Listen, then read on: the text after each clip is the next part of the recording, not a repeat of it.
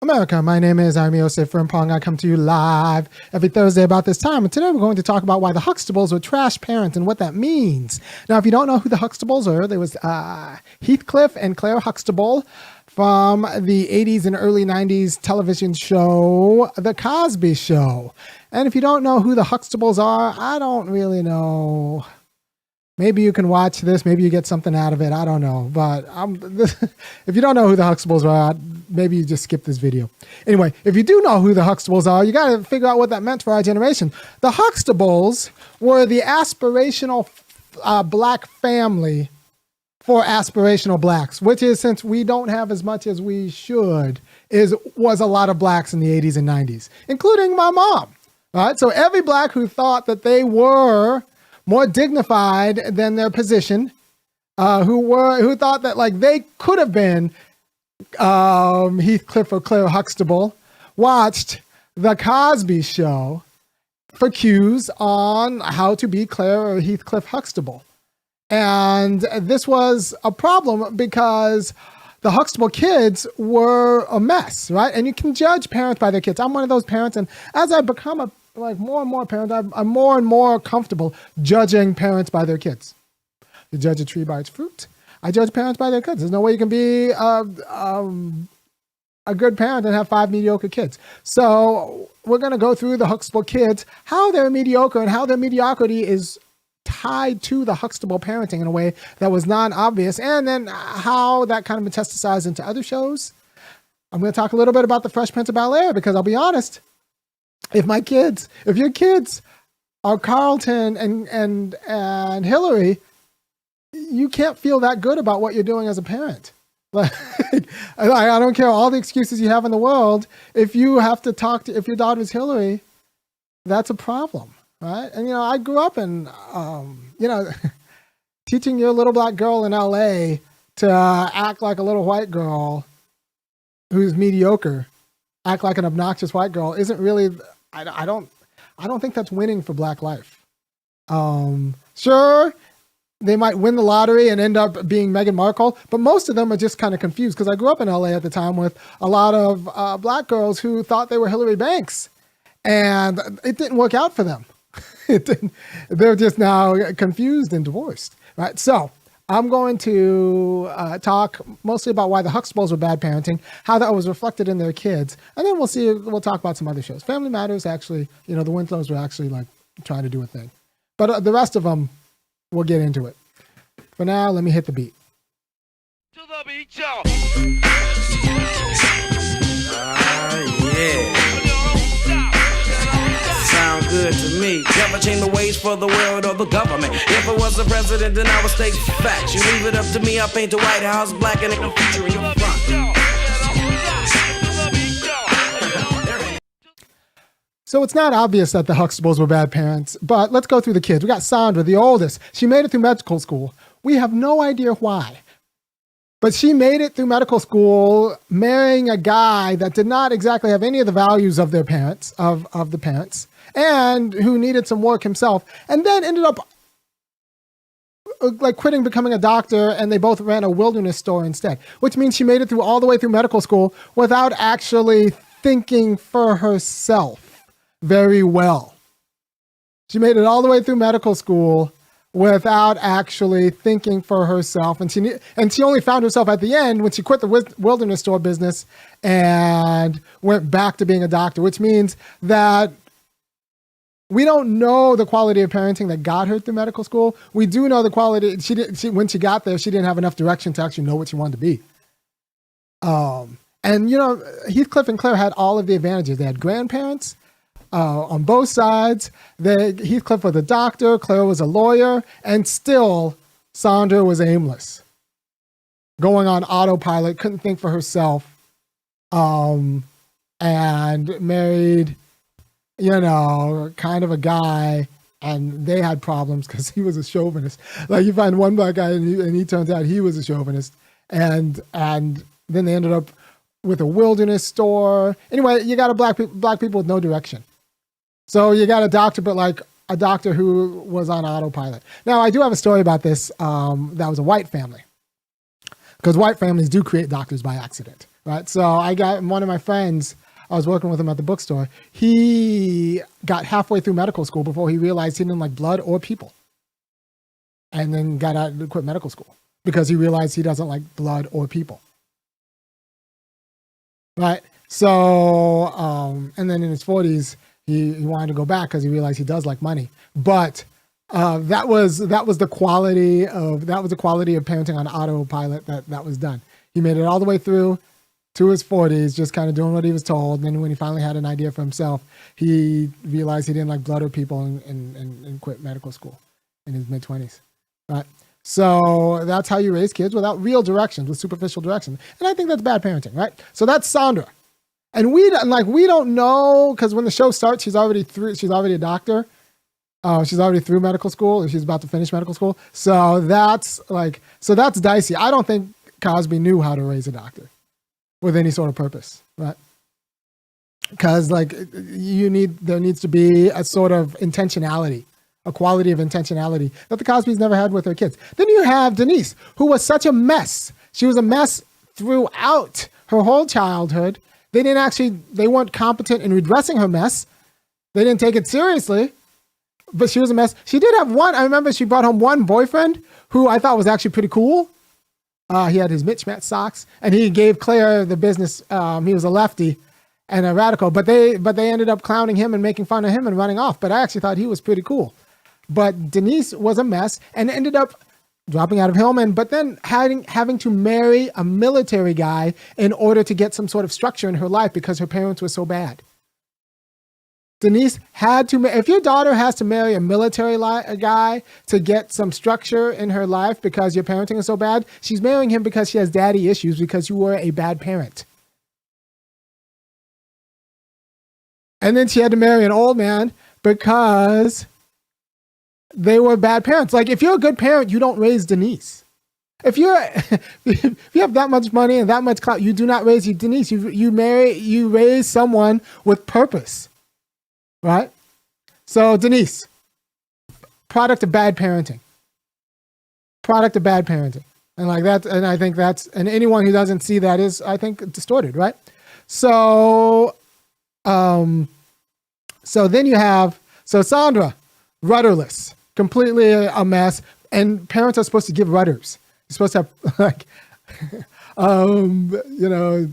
good black parents. Chokwe Lumumba, the former mayor of Jackson, now his son is the mayor of Jackson. Jackson has its problem right now, but his son has a sense of who he is because he was raised by a good father, right? You can say whatever you want about LeVar Ball, but I don't know if you can call that. I think I'll take LeVar Ball as a dad over Heathcliff Huxtable. He kept his eye on his boys and got all 3 of his boys, even Leangelo, who, not particularly gifted basketball player, to the NBA.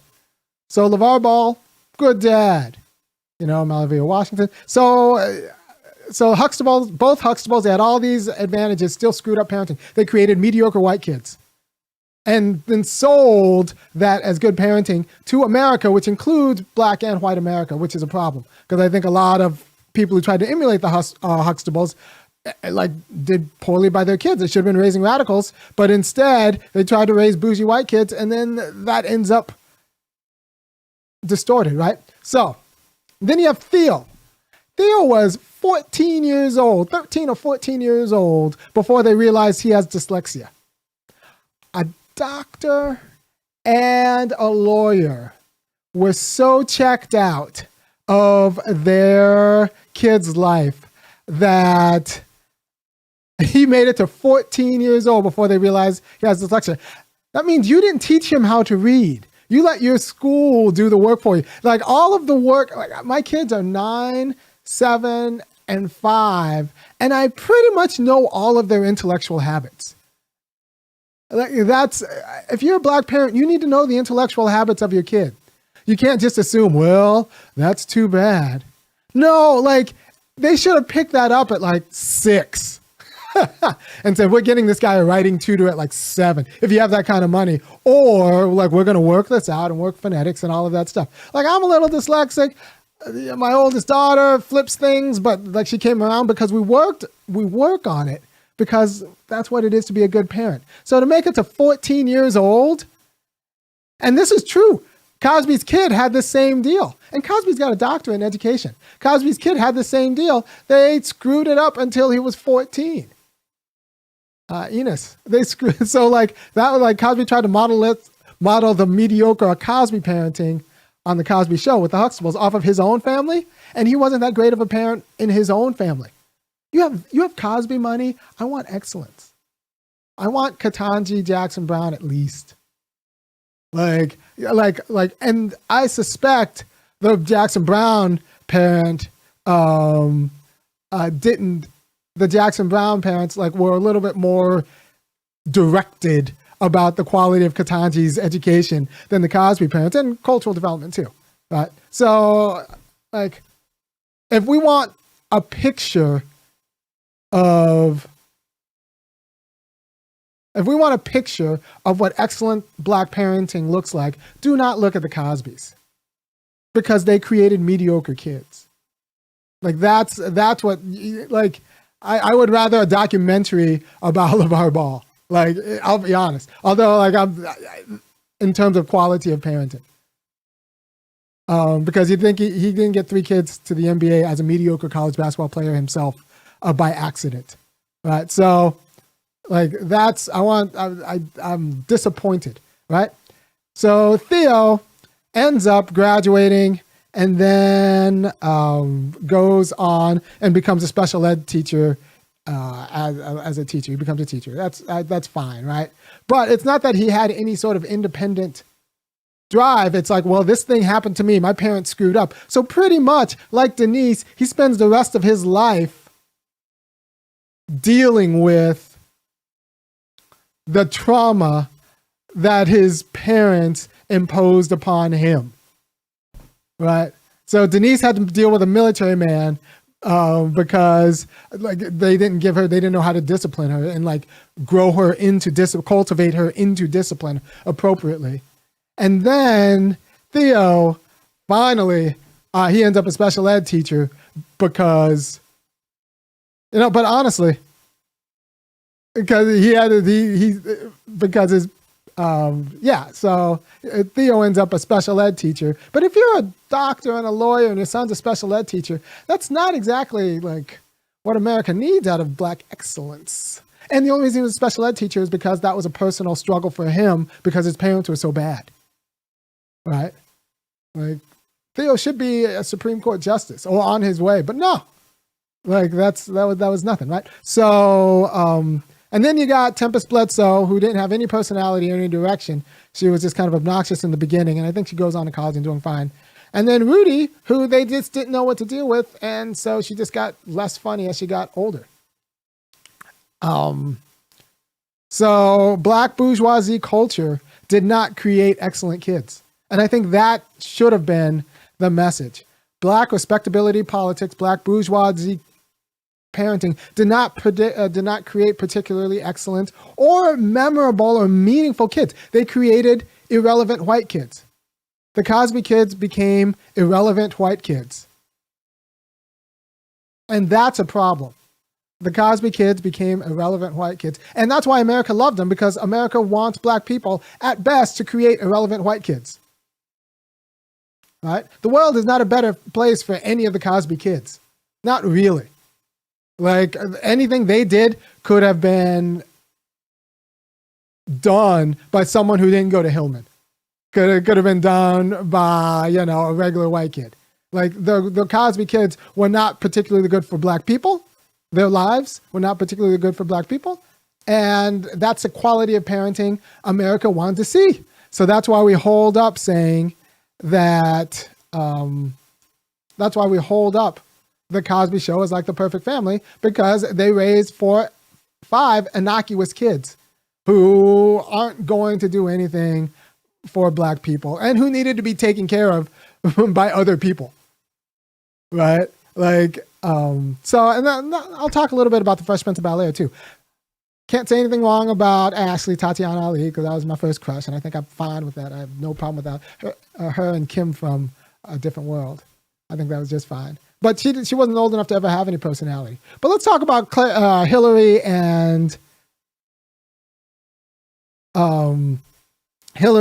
Carlton. If you're a black parent and like you have all of that money and your kids are Hillary and Carlton, you failed as a black parent. You've raised bougie white kids, obnoxious ones. And sure, they were just code switching or whatever, but Hillary was actually obnoxious. Like life is not good for Hillary. She doesn't create anything of her own. At first, she just waits for Phil to die of a heart attack and hopefully doesn't sell her house. Or maybe she marries well. Maybe she marries well. Maybe, but she's not going, but that might not work out for her either because she's not white. She was just raised with white entitlements, the most obnoxious ones. So you succeeded in raising a black, obnoxious white girl. I'm from LA and I know some Hillarys that does not work out very well for them. That does not work out. Some of them become Meghan Markle, one or two of them. The really, really, really smart ones become like, they make it on their own. But like the middling one, which Hillary was, because she wasn't ever a brainiac, they do not end up well. They try to make a play and think they're white, and then it turns out life shows them that they're not. And it just doesn't work out that well. They might end up divorced or confused or alone or, but it doesn't work out the way they think it works out for them. So you screwed up with Hillary, you screwed up with Carlton. And Carlton's not any good for anybody except Carlton. He just ends up a confused black guy. Yeah, someone says the little sis on the Fresh Prince was chill. She was chill. She was also very, very cute. All right, so I'm biased on that because I think we were like the same age. And I was like, actually, he's all right. I thought she was like dreamy, right? But you have to understand, as terms of parents, they were not serious about raising excellent black kids. They were serious about raising white kids in black skin. And that's like not going to work out very good for the kids. And it's not going to work out particularly well for the community. And the worst part is that was put off on both white Americans and black Americans as model parenting. And that's the worst part about the Huxtables. They raised those 5 rudderless kids.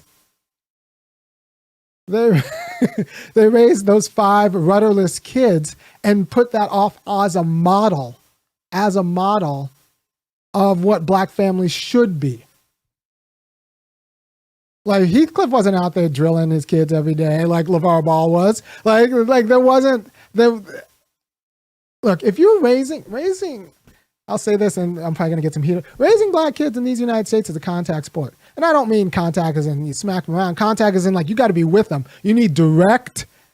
And like you can't trust these institutions to raise your kids, and it can't like you need to like. Your job needs to be a parent first, and then whatever you do as a job, it needs to come second. Because if you think your job is just to bring money to let some other institution, some outside institution raise your kid, you're going to be a problem. You need to be in your kid's life in a way that Heathcliff and Claire didn't. They just kind of sent them to school, didn't really check them home. Like this kind of half parenting, this white parenting where they can trust institutions to work for their benefits kids is like for their kids' benefit is not going to work for black kids. And then you'll be surprised when you end up with a Carlton. Black parenting is not a spectator sport. Not one bit. You need to be in it. You need to be in it. Because every institution wants your kid to be mediocre and irrelevant for themselves and also confused for black people. Right? So America wants you to raise those Huxtable kids because they're not scared of those Huxtable kids. Those Huxtable kids needed 40 years to get their lives together because of their confused parenting. America wants you to raise Hillary and Carlton because they're not threatened by Hillary and Carlton. They're not threatened by Hillary and Carlton. America's like, go ahead, produce Hillary Carlton. That's fine. We know what to do with them. And so you have to understand that is a problem. And you have to understand that is a problem. And we need to take parenting seriously and be very suspicious of these models of parenting that are put before us. Hey, Barrett, my kids just came home. You want to come say hi to the people? Come say hi to the people. No thanks. He says no thanks. I respect that. That's not too much to say. All right. So I'm going to go hang out with my kids. And just know that you have to, before you call the Huxtables a model family just because they were rich, Look at their kids and look at how mediocre their kids are. And look at how rudderless all 5 of those kids were. And because they didn't have strong, directed parenting. You need to have a plan for your kids, Black people. You need to have a plan for your kids. And not just trust the institutions to work. This isn't even like you need to have a plan for them. You need to have a plan, and then you need to actually execute the plan yourself, because you can't trust any institutions or professionals to execute the plan. You can't trust the schools to teach your kids. You have to do it all yourself. And that's just, if you're serious about like Black excellence, you can't trust any of these institutions to do it for you. And the Huxtables did, and they ended up with 5 kind of mediocre kids. Thank you for your time, and I will see you next week talking about something completely different. Peace.